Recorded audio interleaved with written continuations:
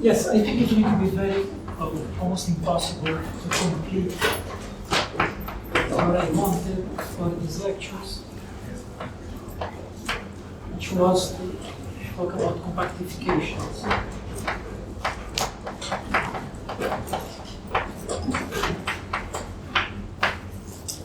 So probably I'm going to skip completely this part over here because I would like to at least give explain a little bit of supergravity, how we construct it. In the case, well, the idea is to generalize normal gravity, but I'm going to do directly from the superspace. So I'm not going to introduce Einstein-Hilbert action and try to look for the supersymmetrization of this action, but I will start from the superspace and then explain in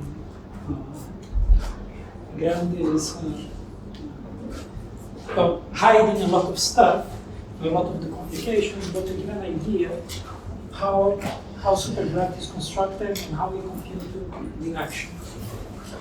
So something that I wanted more or less to be clear from the first two lectures is what is the process. So how do we start with the superspace, look for superfields, what are the conditions that we must impose on our superfields such that we have the correct physical content of the theory. So, and something that was important is to know what is the mass dimension of the quantities that we compute and the mass dimension of the basic fields of the theory. So, for example, something that I didn't mention at the beginning when I was talking about the chiral field.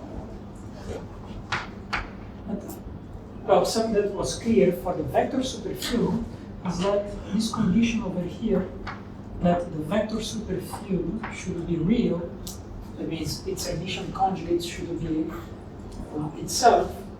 So this condition has some freedom, because if I add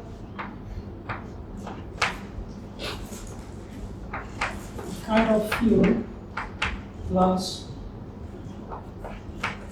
an anti-chiral field, V prime still satisfies this valid condition. And V prime is equal to its addition conjugate.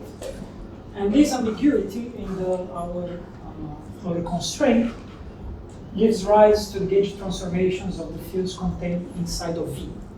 So I hope that was clear from the last lecture.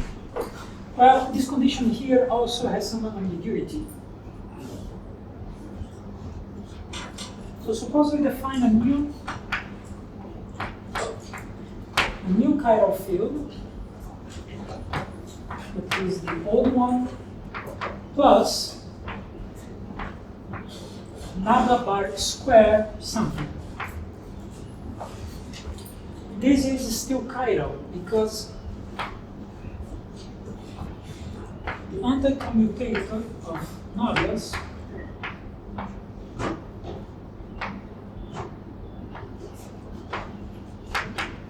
is 0. Another way of saying is that for two nablas, they anti-commute.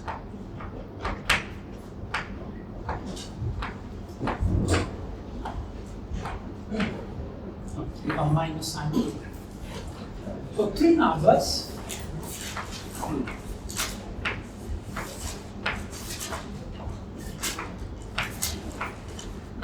This expression should be totally antisymmetric in alpha dot, beta dot, and gamma dot.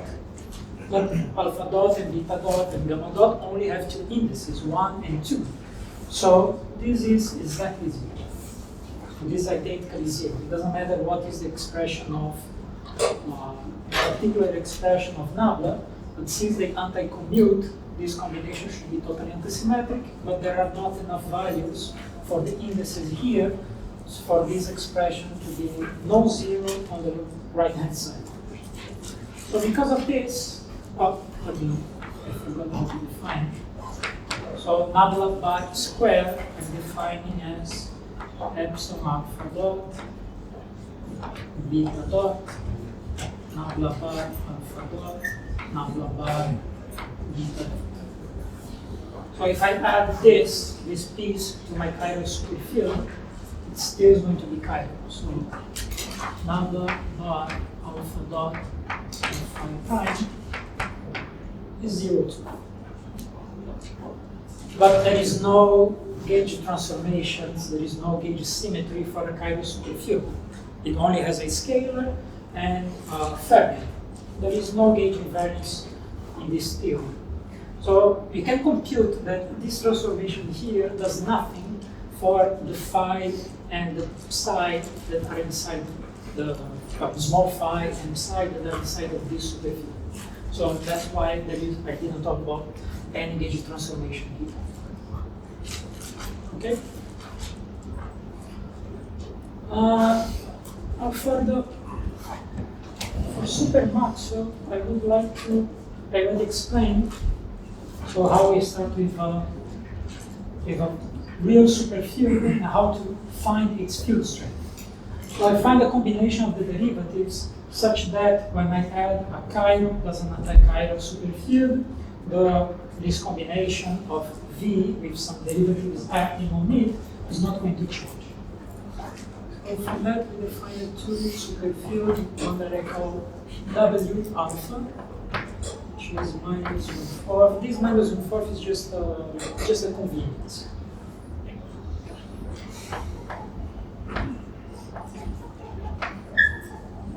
And there is the Hermitian conjugate of W, which is minus 1/4 nabla squared nabla bar alpha dot V. But okay, this maybe it looked more or less artificial to some people or for everybody. So maybe there is a better way to find what is the superfield description for supergroups. Now, if I have a gauge symmetry, a U1 gauge symmetry, I'm not going to talk about Young-Mills, just Supermaxwell. If you have a gauge symmetry, we know that the correct way to couple matter fields with my gauge field is to add a potential to the derivative.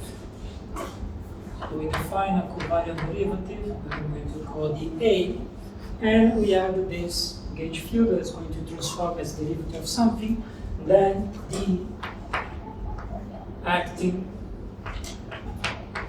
on fields that have gauge transformation. This is going to be covariant. So when I do a gauge transformation, this is equal to D prime A. D prime A phi prime. Right? Oh, sorry.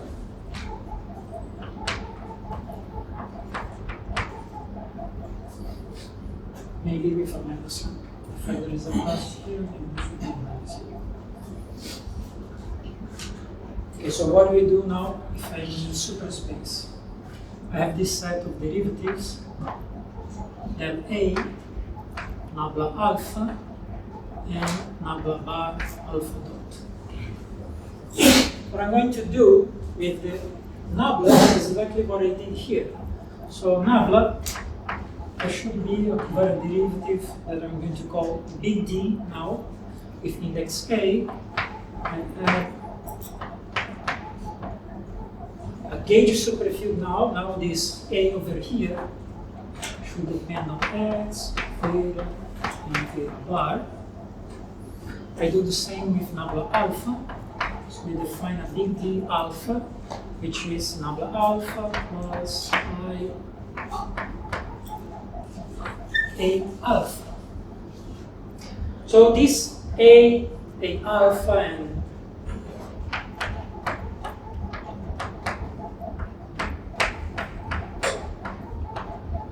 it's minus I here because I wanted this expression to be the Hermitian conjugate of the one above. So if here there is a plus I, I'm going to put a minus I A alpha.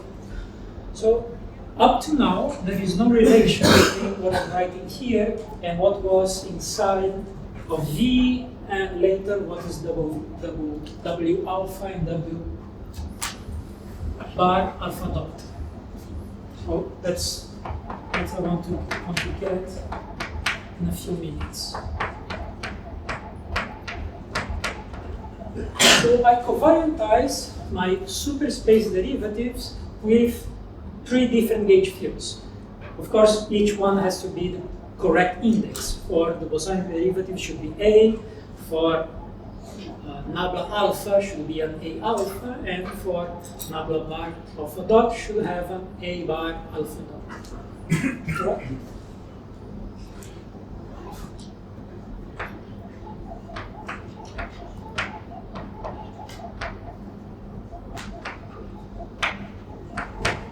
Everybody knows, I hope, that if I compute the commutator of the bosonic and the covariant derivatives, I should get on this side the field strength. I should have F, A, B, right? This should be the field strength of the theorem. This should be, in the case of U1, this should be invariant under the gauge transformations. If it's Mills, I should expect it to be covariant. I should have 2 gauge transformations acting on each side. Well, I should have something similar for D alpha and D bar alpha dot. Now, with anti-commutator. So the anti-commutator of D alpha and D beta should also define a field strength over here. Should have a F alpha beta. But one of the first things that I talk when introducing the superspace is that there is torsion, because when I anti-commute nabla with nabla bar, there is a bosonic derivative. So it's possible to have torsion. So I should include a possible torsion here.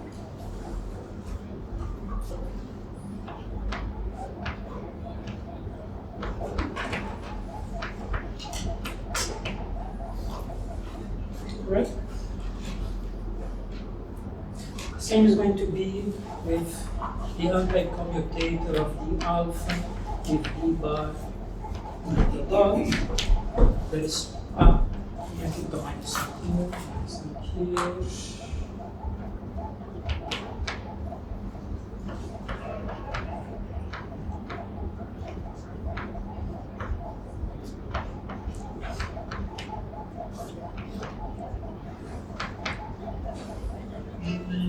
Oops, this one is alpha.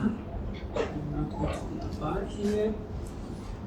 And plus I F alpha. Then finally, I have 2 more to write. D bar alpha dot, D bar beta dot. There should be a similar expression here. And then dA with the alpha, with a possible torsion, field strength, and the complex conjugate of this last anti-commutator.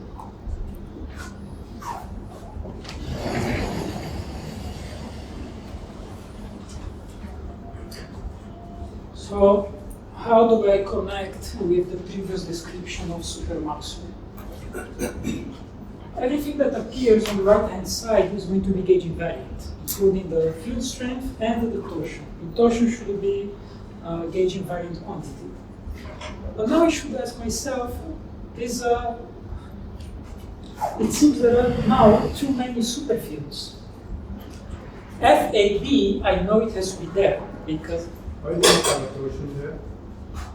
Because I can have a torsion. What? Because I may have it. Why don't you have a torsion in the first commutator? Because I know that there is nothing. I should write it. No, you're right. I should write it. So, I should write the torsion here. That's a mental closure.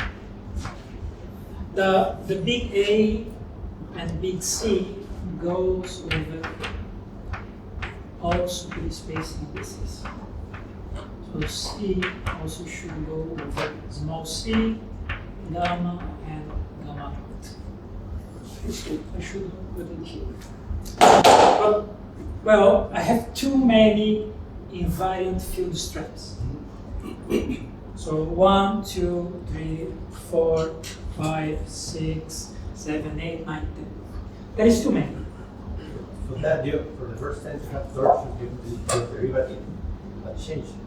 Sorry? The A must change. The A must change. To be a covariant derivative in space.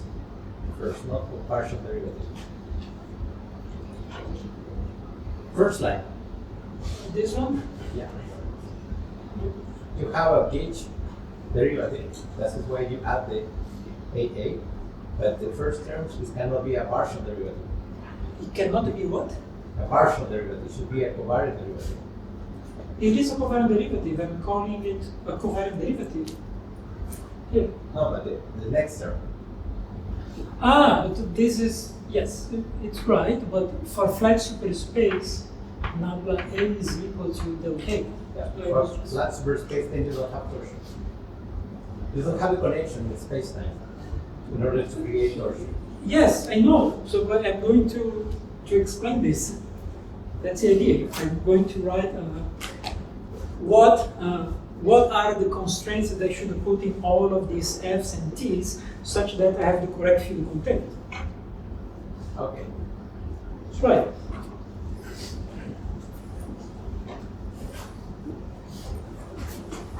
You're right. I don't have that. It's true.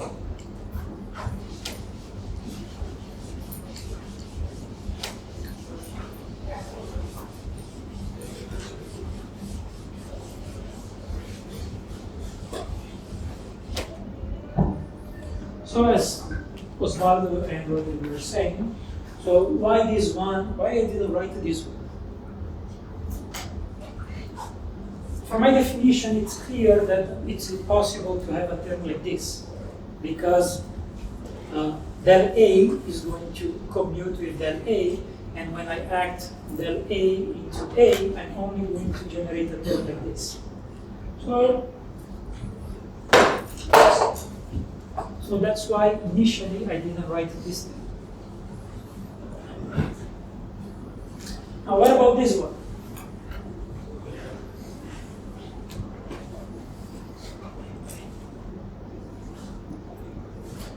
What's the anti-commutator of the nablas? Nabla alpha with itself. 0. 0, right? 0. Yes. So this one should also not be here. It's not going to be here.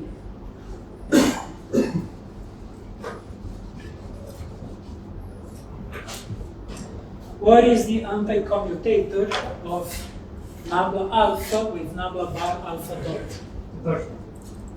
Yes, that one is not 0 because I know that only nabla alpha with nabla bar alpha dot is 2I sigma alpha alpha dot A del A.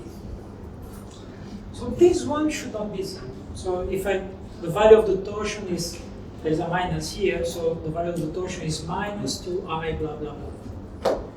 So this one should be 2I sigma alpha beta dot A del A. Okay? For this one is the same as this, so there should be no torsion here, but there should be a field strength. So plus I, no, minus I F bar alpha dot beta dot. So what's the commutator? Yes, commutator of nabla alpha and nabla A is 0, 2. So there should be no field strength, no torsion here, but a possible field strength which is F. I'm going to call all of them F, so we have to differentiate between them looking at the indices. So this one is F A alpha. And finally, D A D bar alpha dot alpha. This is commutator, not anti-commutator, because the A is a bosonic derivative.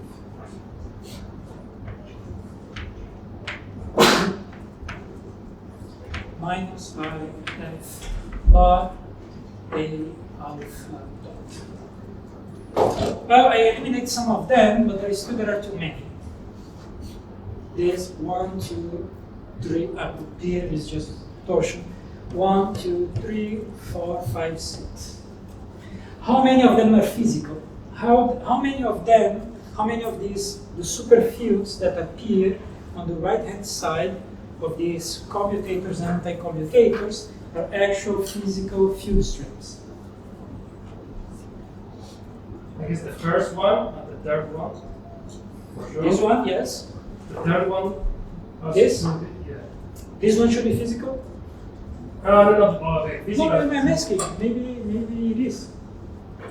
Well, I think it might be because the commutator is not zero in the scalar field, so maybe you have it. So how do I check if it's true? You know, what's your definition of physical? Physical means that it's a physical field that I expect to be present on the theory. So I'm supersymmetrizing Maxwell to have super Maxwell. So I expect on the right-hand side of all of these anti-commutators and commutators to have the correct field strengths of this theory, not have extra ones. That shouldn't be there. So we know that this one should be here. You can do dimensional analysis, I guess. Yes, we do dimensional analysis. So what are the mass dimensions of the gauge invariant fields that should be present in Maxwell?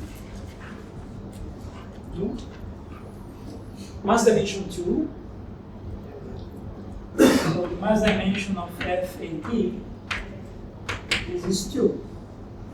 So it's the correct mass dimension of the left-hand side of this theory. So this one should be here by dimensional analysis. Now I keep going. So what should be, what is mass dimension should be the same on both sides. So in this side, mass dimension is 1. On this side over here, it should also be mass dimension 1. So is there a mass dimension gauge invariant field that I expect to be present in Super Maxwell?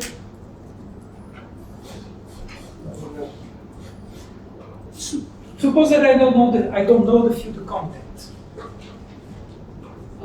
Mass dimension 1, something that can be gauge invariant, is a scalar field, or scalar superfield.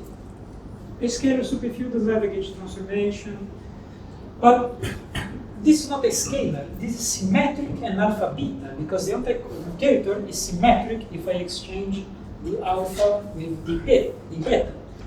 And there is no way to make this a symmetric bispinor because there are 2 spinor indices, to be one scalar, because a bispinor, a symmetric bispinor, has 3 independent components. It cannot be a scalar. So this guy should not be. Same thing for this one. What about this one? It also has mass dimension 1, because this is mass dimension 1, this anti-commutator, see the mass dimension 1. And it's Hermitian. So an Hermitian bispinor with this type of indices, alpha and beta dot, I can describe as a vector.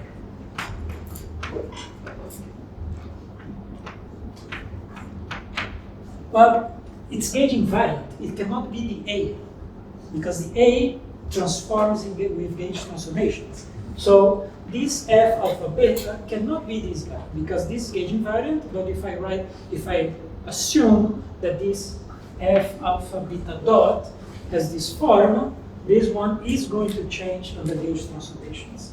So it cannot be this either. So this one should not be here. So these are the constraints that I'm putting in the super geometry. Well, it's not super. It's flat super geometry with a gauge bundle, with a line bundle. So I put constraints on this super geometry such that I have the correct field content.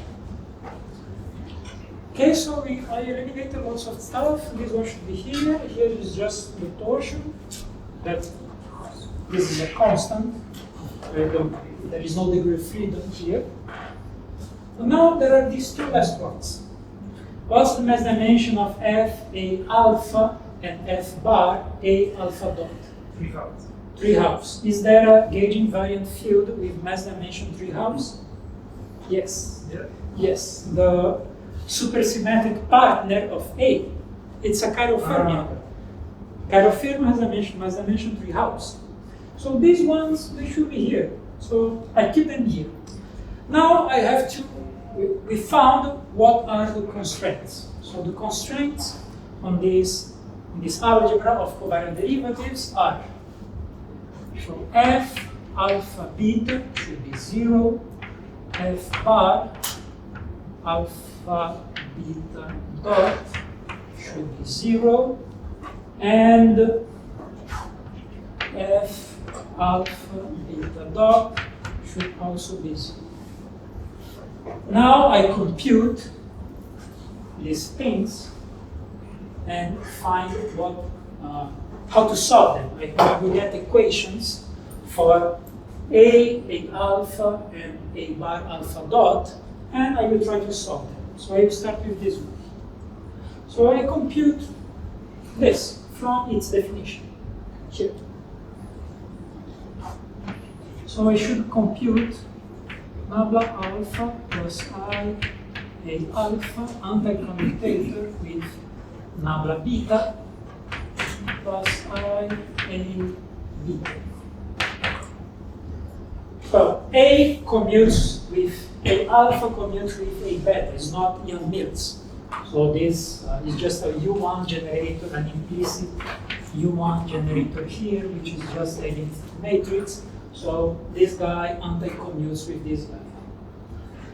Now the anti-commutator of nabla alpha and nabla beta, this one is also 0 on their definitions. So there are only two terms that are going to appear here on the right-hand side. The nabla alpha acting on A beta, and an I, plus nabla beta acting on A.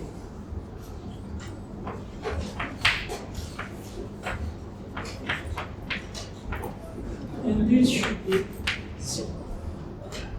So what this is saying is that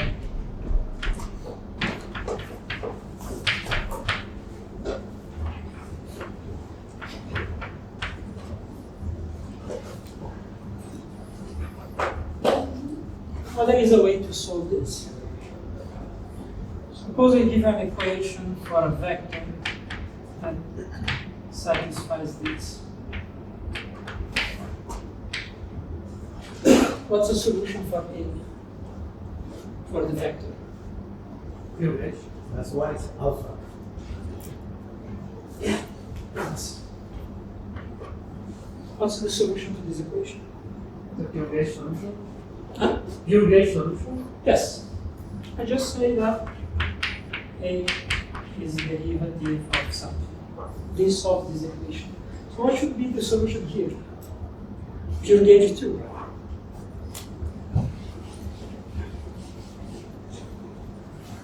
So the way to solve this equation is to say that A alpha is derivative. I'm going to use a letter here. I'm going to call V. So it's the same V that is described that I described in the last lecture. So I solve this constraint by saying that A alpha is nabla alpha acting on V. Same one with this. Sorry, not missing here. Same one with this F bar. So the equation that I get from this constraint is nabla alpha is equal to minus nabla bar beta dot A bar alpha dot. So I solve this saying that A alpha bar dot is nabla alpha dot acting on V. Should be the same V. Why the same V? Yes. Yes, because this is the emission conjugate of this. So it's the same thing. So B is a real superfield. Or V, I'm going to get there. I'm going to get there. Yes, so maybe you're right, maybe I shouldn't say that is the emission conjugate of the V that appears here.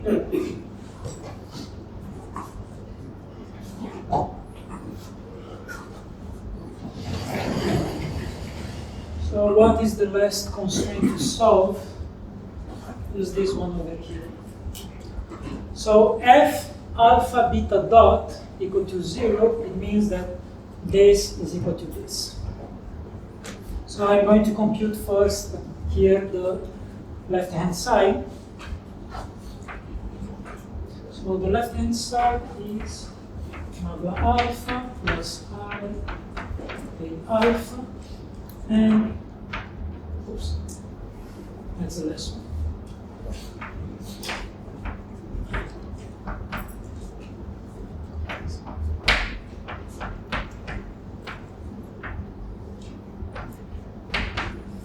So this commutes with this, anti-commutes with this.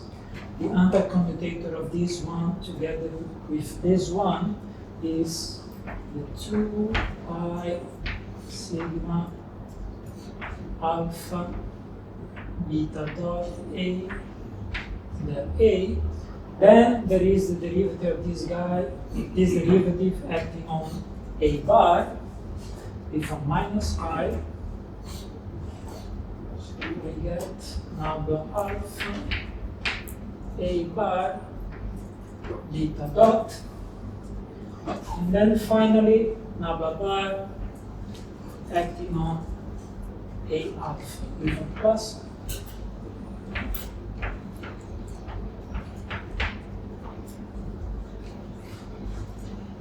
So this expression should be equal to this.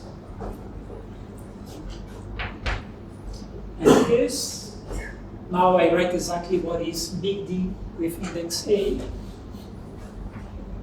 This is 2I sigma alpha beta dot A with del A plus I A.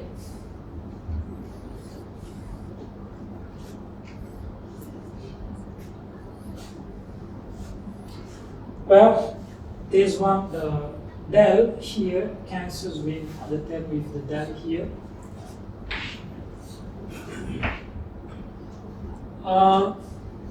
This I going to multiply this I minus 1, so I can write it as lambda bar A alpha. Oh, there's an I missing here, sorry. There is an I here, minus lambda alpha A bar beta dot. This should be equal to, well, I can invert the sigma matrix. So every time that I have the sigma matrix with its two spinor indices phi times a vector, I can just remove the sigma matrices and have an equation between this and the other side. So I could multiply the sigma matrix on this side over here. But I'm going to keep it like this for now. This should be minus 2 sigma alpha beta dot A.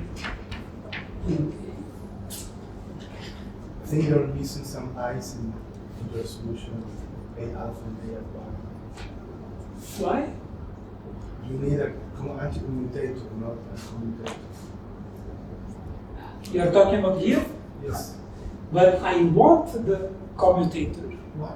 Because if I have the commutator, I'm going to get the bosonic derivative of B. Sorry?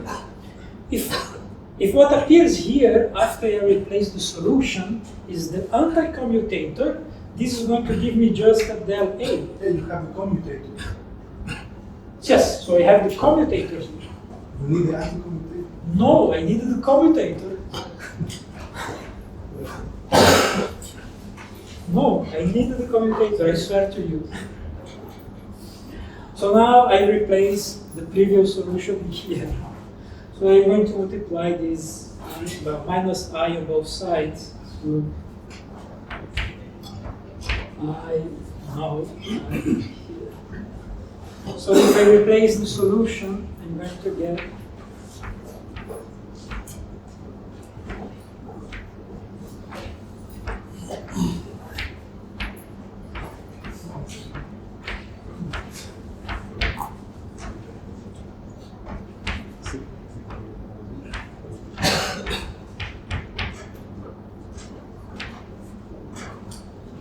so this is the reason that it should be the same V. So A is real, gauge field is real. So this expression here should be with an I is imaginary. Is this expression imaginary? Yes, because when I take the conjugate of bar, I get beta, and then this one is going to be alpha dot, and the Hermitian conjugate of sigma is just going to be sigma beta alpha dot. So that's why you need a commutator in order to commutator. Yes, exactly. And also this one fixes that this V should be the same V. Because if I had different V's, there is no reality condition on this side, because it's anything. The only way that this side, that suppose I put back different V's. So I called the first one, this one V, and the other one would be V dagger. So there is no reality condition here, so I cannot say much about this.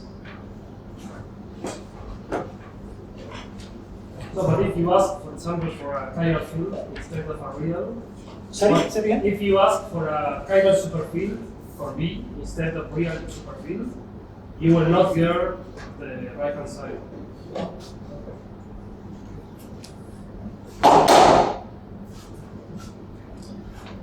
So it should be the anti-commutator. First, because it should be imaginary, and also, if I want, there is a way to find the higher components of superfields that we call covariant theta expansion.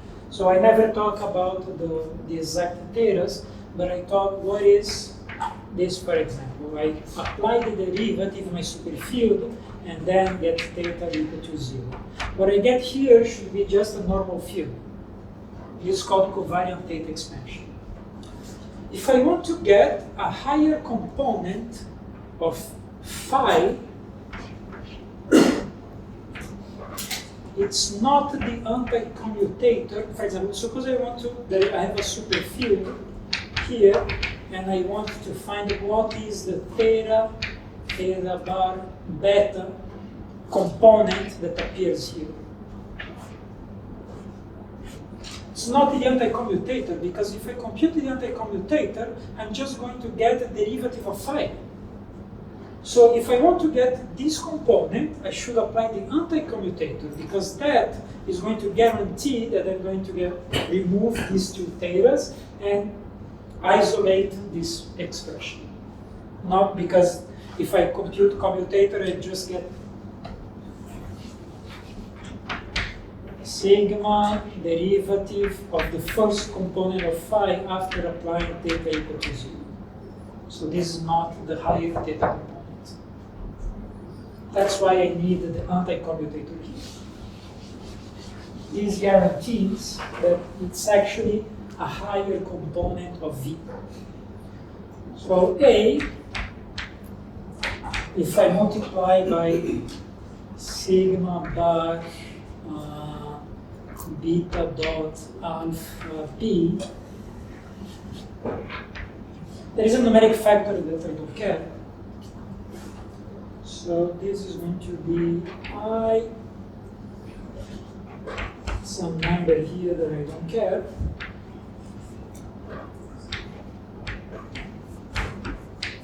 The commutator of the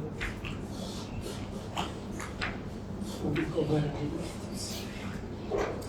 So let's not confuse this A that it's appearing here with the A of the last lecture, because the A that appears here is a whole superfield. If I want to get the A that appeared in the last lecture as a component of V, I just apply on both sides this projection of implying that theta is equal to 0. So then I have an equality between component fields. So that's perhaps more geometric way to construct super Maxwell from superspace. So I write the algebra of covariant derivatives. I ask myself, I should know more or less, what are the gauge invariant field strengths that appear in the theory, and if there is a field strength, a gauge invariant thing that cannot correspond to any field strength that appear in the bosonic, in the component approach, then I should start deleting stuff. Okay? Is it clear?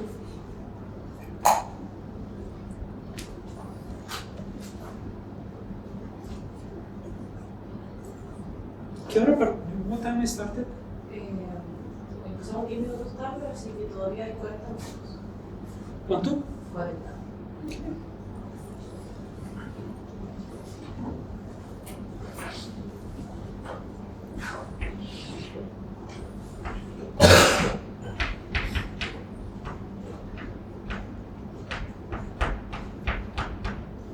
Okay, so finally supergravity.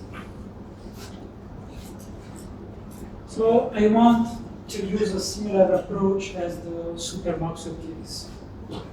So what do I do? So I start with a general supermanifold, I'm going to call M,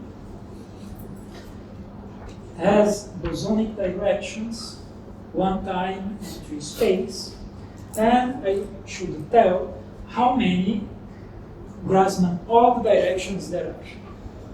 I will put a 4 here because I expect for the curved case to have exactly the same number of Grassmann odd components as in the flat case.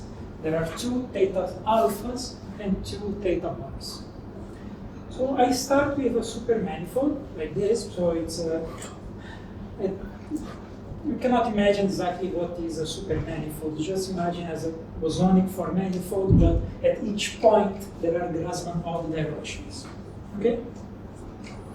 I'm not going to assume any other structure on this supermanifold besides something that I'm going to call a superframe.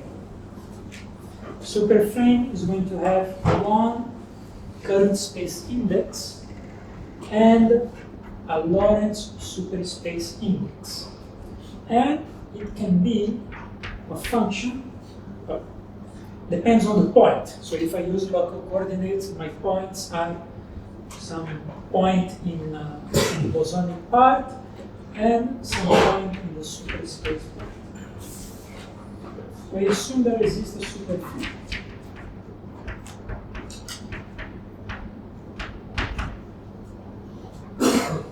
Okay? This superframe, let me write exactly what are the indices.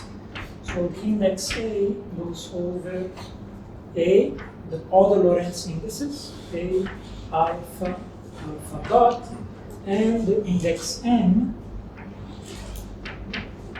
goes over small m, mu, and mu dot. I already told you this, but I want to emphasize that mu and mu dot are not spinor indices. They do not transform in the spin representation of the Lorentz group. A spinor is a representation of the Lorentz group, but these indices over here, mu and mu dot, they do not transform under Lorentz transformations. They transform the same way as M. They should transform as general supercoordinate transformations. So if I call my collective coordinate zeta m, so there is a xn, a theta mu, and a theta bar, my supergravity theory should be invariant under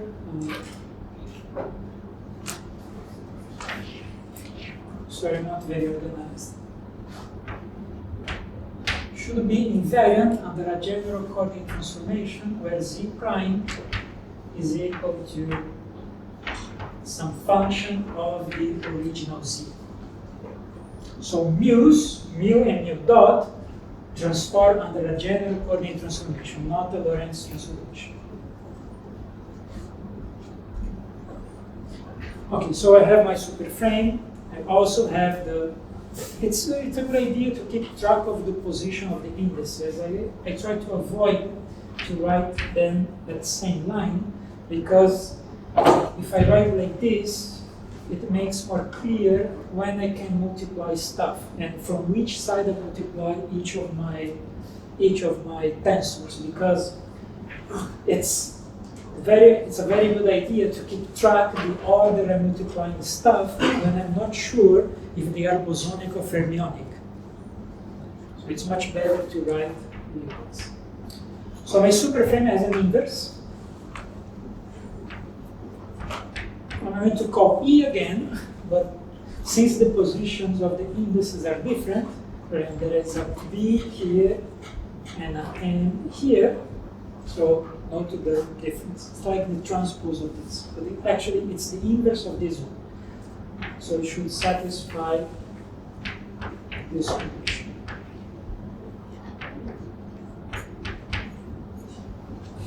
Okay? Where delta AB is delta small ab for the boson directions, and alpha beta and alpha dot beta dot. It's just the superchronic. So I assume my general supermanifold with 4 bosonic and 4 Grassmann odd dimensions has a frame.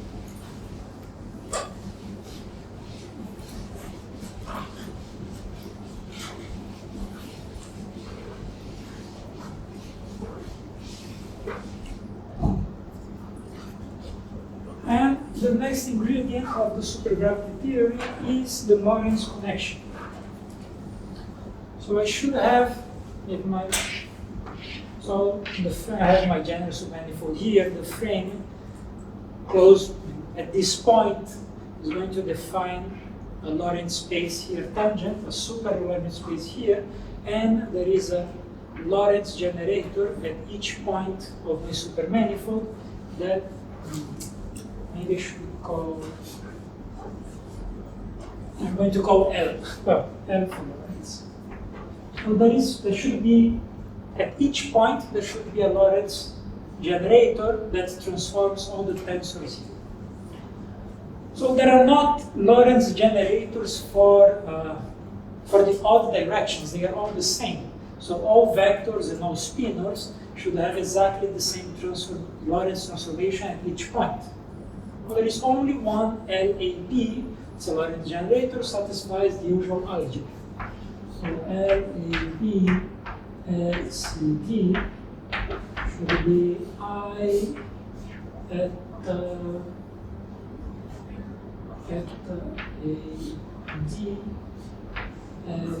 LCD, anti-symmetrization in DC, add those other terms, anti-symmetrizing AB, and the ones that are going to be anti-symmetric if I change A with B and C with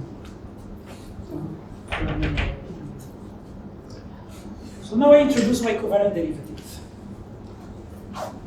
My covariant derivative, I'm going to use NAB again, if a Lorentz index is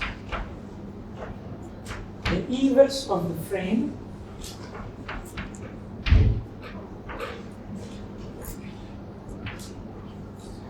derivative in each curved coordinate, so xn, theta mu, and theta mu dot, plus I connection.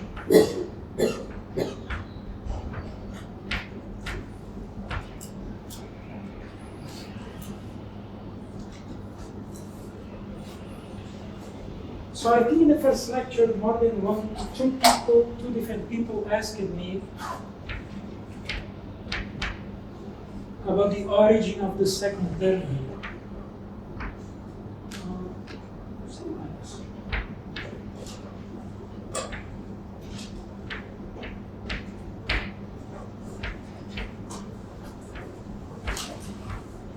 So two different people, I don't remember who, I think you and somebody else, asked me if this was because of a connection. No, this is not because of a connection. This is because the frame in flat superspace is not just the identity. The frame in a bosonic flat space is just the identity. It's just delta A M. But in flat superspace, no.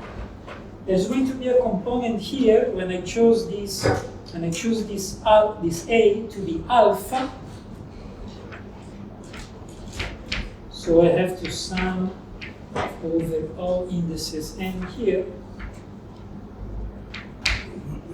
So this is A alpha small n del n plus A small alpha mu del mu plus A small alpha mu dot del mu dot.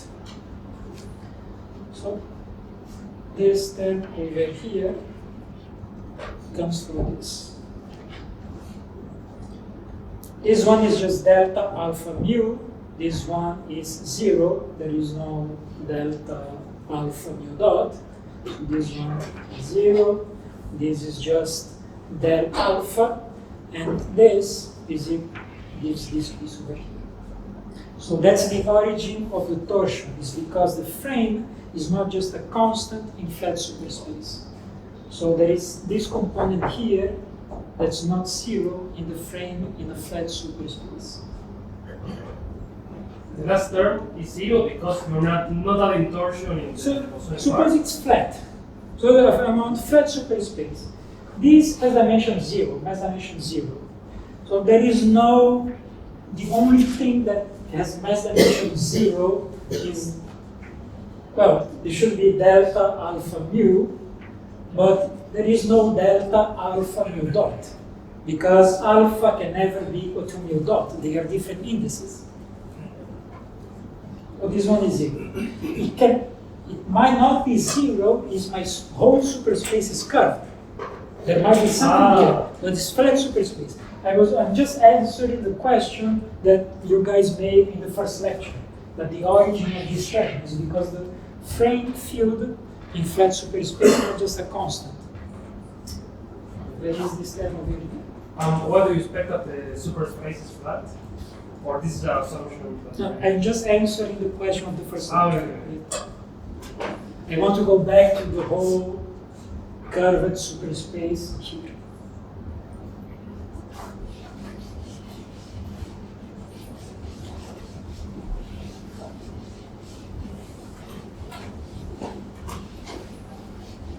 So now, anything that I want to know, everything that I want to know about this curved superspace is contained here. I don't have to talk explicitly about the metric. I don't have to talk about the Levy-Civita connection if there are all the fermions are 0. Everything that I want to compute is just it's contained here if I'm patient enough to find them. Okay, it's here. I don't need to talk about anything else.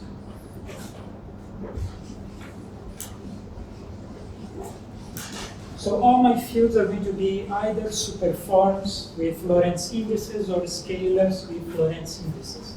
But since I don't have much time, I just want to explain. I have 2 minutes. No, todavía quedan 20 minutos. Yes, okay. So I want to follow the same ideas in the case of supernerds. So in these derivatives, I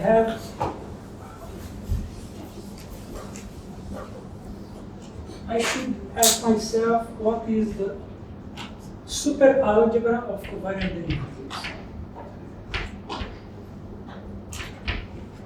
I'm going to use a different symbol. I'm going to use this with a square bracket on one side and a curly bracket on the other side, which means that when A and B are bosonic indices, it's a commutator. When A is bosonic and B is beta or beta dot, it's commutator again. But when it's alpha and beta, it's anti-commutator, and so on. So I can write all the important information contained in this covariant derivative is again in the tensors that appear here on the right-hand side. There should be a torsion. This is A, B, C, modulo C, and there should be a supercurvature. A, B, small a, small b, times my Lorentz generator. With a half here to not have 2 times 1, 2, and 1, 2. So all the tensors, they should be here.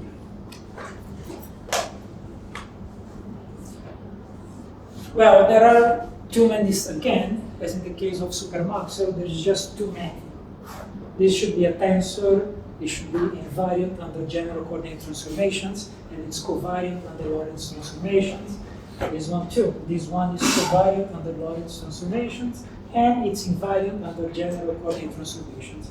So if in one coordinate system, these things are 0, it should be 0 in all coordinate systems. But since there are too many, I should start deleting stuff. So there cannot be that many tensors in my supergravity theory. I should expect a curvature, a bosonic curvature, A, B, C, D, with the expected symmetry relation. Should be antisymmetric here, and symmetric here. Should be there. It's possible to have torsion in other supergravity theories, but in n equal 1, in 4-dimensional supergravity, there is no torsion. There is no torsion that appears here with all bosonic indices, because this should have dimension 1, and I cannot construct any tensor with only the graviton and the Harita-Schwinger field. It's filled with spin 3 halves. There just cannot be any. So this torsion in particular should be 0. So that's the first information that I should put here in this algebra, the superalgebra of covariant derivatives, that helps me find the correct field strings.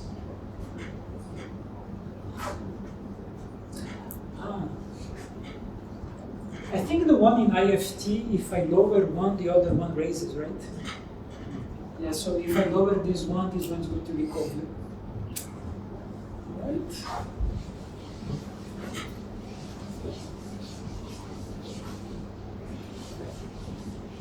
So to reduce the information, I start putting constraints like this.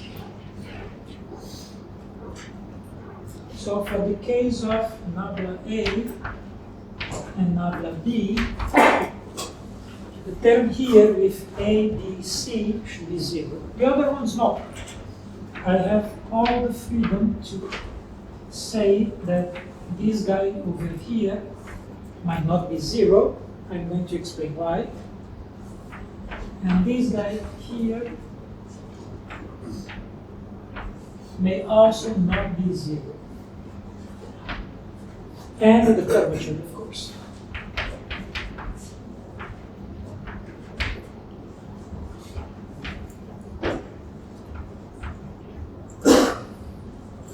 Again, all of these are superfields. So there are thetas here, X here, everything is a superfield.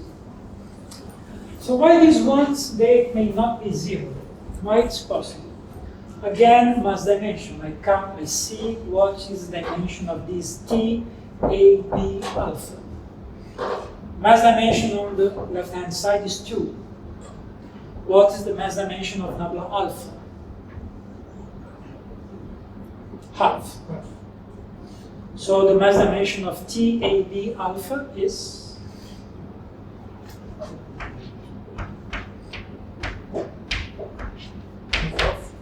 3/2. Right. So is there invariant field strength in supergravity with dimension 3/2? Yes. The gravitino is not gauge invariant. The gravitino transform under general supercoordinate transformations. But the gravitino has a field strength. So why do I know that this is the correct one? So what's the mass dimension of the metric? Oops.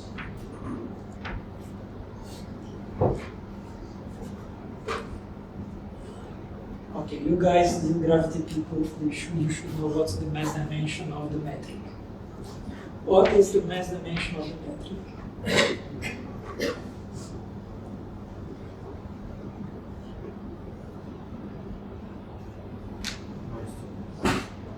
Well, where is the first time that the metric appears? When I define the ds square, right? So ds square is gmn dxn dxn. So what's the mass dimension of ds squared? This is length squared, right? So mass dimension is -2. What's the dimension of dx? The mass dimension? -1, the other one is -1. So what's the mass dimension of the metric? 0. The metric doesn't have dimension. The metric is just how I combine these differentials such that I have a length square and infinitesimal length square. So mass dimension of the metric is 0. That's why the mass dimension of the curvature is 2, because I conserve the curvature with 2 derivatives of the metric, or derivative of metric squared. I can see from here, so mass dimension of this side is 2, mass dimension of Lorentz generator is 0. Lorentz generator, they transform a vector to its rotation. So mass dimension of L is 0. So R should have mass dimension 2. Well, mass dimension of graviton is 0. If I do a supersymmetry transformation, if I'm doing supergravity, I expect the supersymmetry transformation is going to give me the super partner of the metric. That's the gravitino. The parameter of supersymmetry transformation, maybe I forgot to mention in the other lecture, but the parameter of the supersymmetry transformation has mass dimension -1/2. So if the SUSY transformation of the metric is supersymmetric parameter and the gravitino, if this mass dimension 0, this also mass dimension 0, I forgot to mention, sorry, the mass dimension of the supersymmetric parameter is -1/2, so the gravitino should have mass dimension 1/2. So I get a field strength combining one derivative acting on the gravitino. So if the gravitino has mass dimension 1/2, one derivative of it has mass dimension 3/2. So these things are exactly the field strengths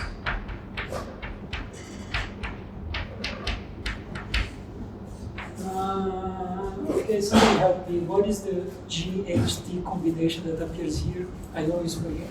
It's GTH, right? Field strength. If I'm wrong, somebody say. So this guy is the field strength of the gravity.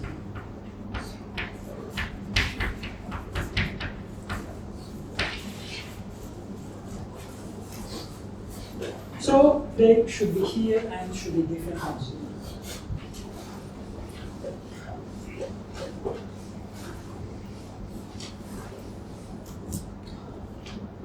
The next one that maybe is so the next one that I want to discuss is this.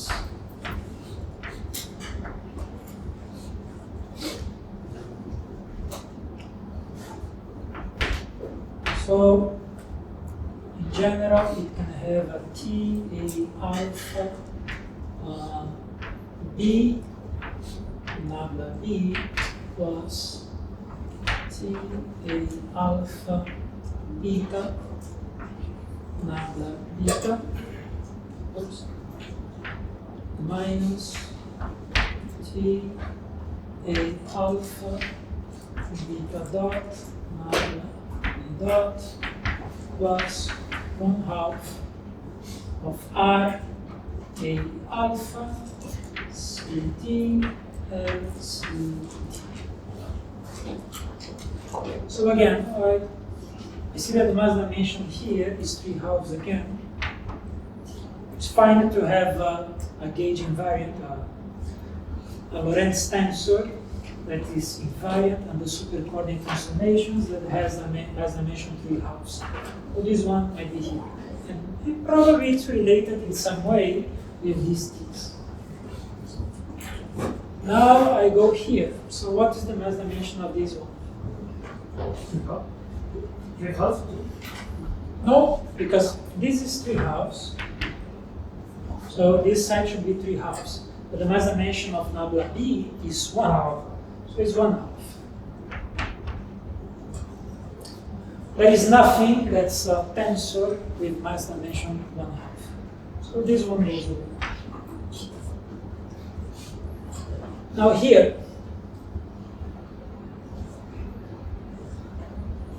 One?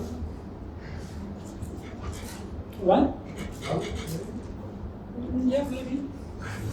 But you have the 1/2, right? Yeah, it's one. I just subtract, so it's like the mass dimension of this index cancel of this one. That's a faster way to do it. So yes, it has mass dimension. This one should also have mass dimension 1.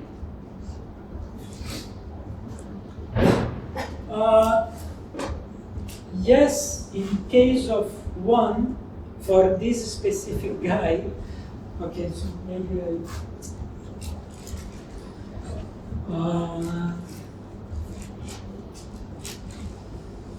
if I want to be consistent, I should put also these ones to 0, but these ones are not 0. I use the argument that this one should be 0 because of the mass dimension, but this is totally antisymmetric in ABC, so it should be something like this.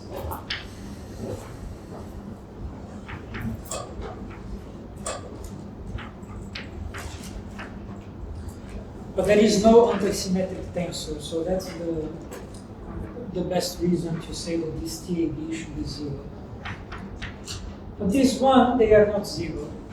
In fact, so what is this? This is a boson. These two, are they bosons or fermions?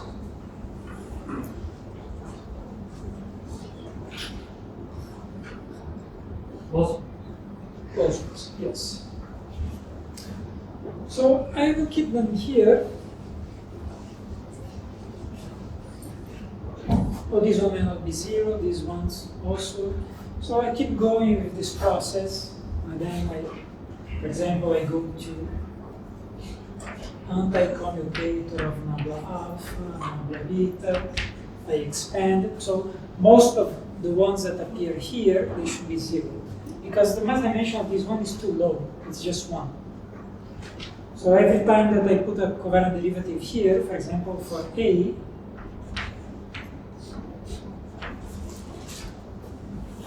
this has dimension 0. So is there a tensor with indices alpha, beta, A that has mass dimension 0? No.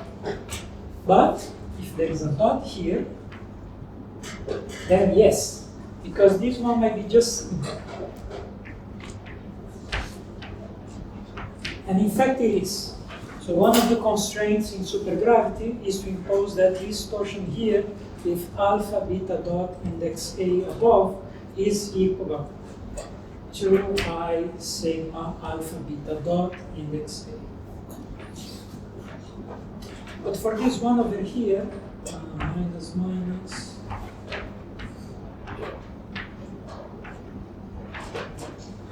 then no. This torsion has to be 0. There is nothing here with dimension 1/2 that's gauge invariant. This one goes to 0. the one with gamma dot also goes to 0, and blah, blah, blah. So it's a lengthy process if I want to study supergravity directly on Superspace, but it's more or less straightforward. I look for the tensors that might not be 0, that appear on the right-hand side of the algebra of covariant derivatives, and then, after I find the ones that may not be 0, I try to solve these constraints using Bianchi identities. Because the covariant derivatives, they should satisfy also Bianchi identities. So, for the case of only bosonic derivatives, is the usual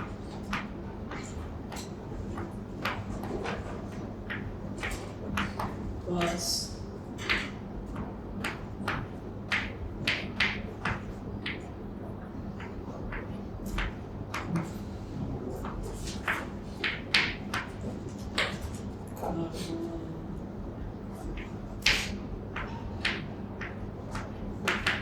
equal to 0. But if I have Grassmann odd covariant derivatives, that might appear minus signs here depending on how many Grassmann odd derivatives there are.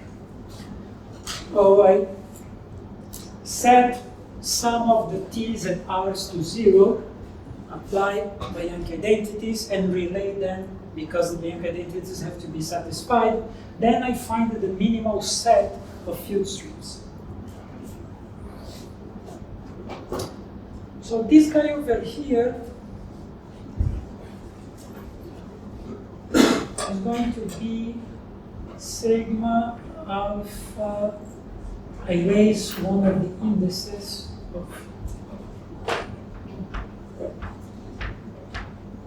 with an epsilon tensor. The field that appears here, it's called R. The Ricci curve, this Ricci scalar is going to appear inside of this torsion over here. Now we can ask what is the supergravity action in superspace. So all of the other field strengths are somehow related to this R.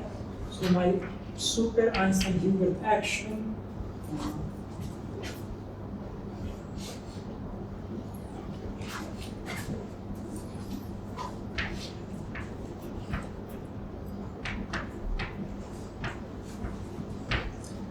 it's chiral in the end. There is something here that we call chiral density, is a superfield such that its first component, for example, a superfield, when I set theta equal to 0, its superfield has exactly the determinant of the bosonic component of the frame. What did I use for A? And the scalar curvature that's going to appear here, I use this superfield over here. And it's just this. So all of this process is to find the minimal set of field strengths. I compute, find the superfield such that its first component is determinant of the frame, the bosonic part of the frame. It's going to be chiral, it's called chiral density. This R that appears here is also chiral. So that's why I'm integrating over only two of the tails. So although the process is large, the action is very simple. To go from here to components is another large process. And this is the n equal 1 Sogra in D equals 4. There is also a way to couple to matter. So also, again, it's a little bit difficult, but it's also possible. So basically, that's how we do supergravity in superspace. I know it appears to be more complicated, but it's much easier than going to the component approach. So the first time that somebody found the whole supergravity action, it was very hard to prove at the end that it is locally invariant under supersymmetry. And the supersymmetry parameter also depends on x, on the position we are in the superspace. I think the superspace approach is much It's more elegant, it's more geometric, and it has a shorter tensor, but I don't have any. This is supersymmetric basically by definition. Everything here is going to be invariant under supersymmetric consolidation. So in the last few minutes, I'm just going to mention something. So what happens, I want to mention one of the biggest problems of dealing with supersymmetric theories in higher dimensions.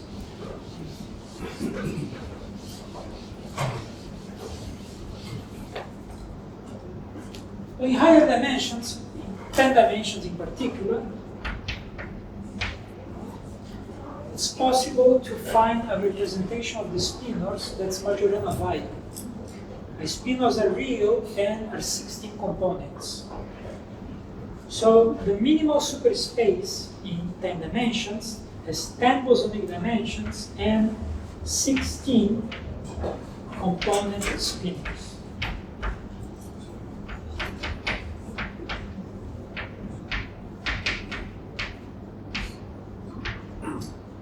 So what happens if I have a scalar superfield?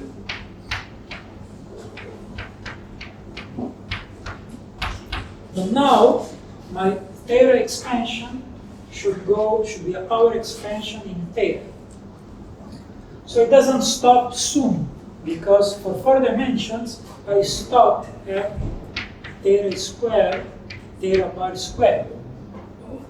But now I should go over theta to the 16th power. There are many terms, right? Also remember something else. For example, I solved at least the first few terms of the chiral condition in the scalar superfield. So what happened here? It happened here that since the theta expansion ends soon enough, because I go over only theta squared, I can solve all the equations that come from here in the theta expansion algebraically. I just relate one superfield that appears before with derivative of the superfields of the component fields that appear before with the ones that appear in higher dimensions, in the higher theta expansion, right? But what happens if the theta expansion is large? For example, here in 10 dimensions, I'm going to have a term here that has theta to the 16. So theta to the 16 has a very small mass dimension.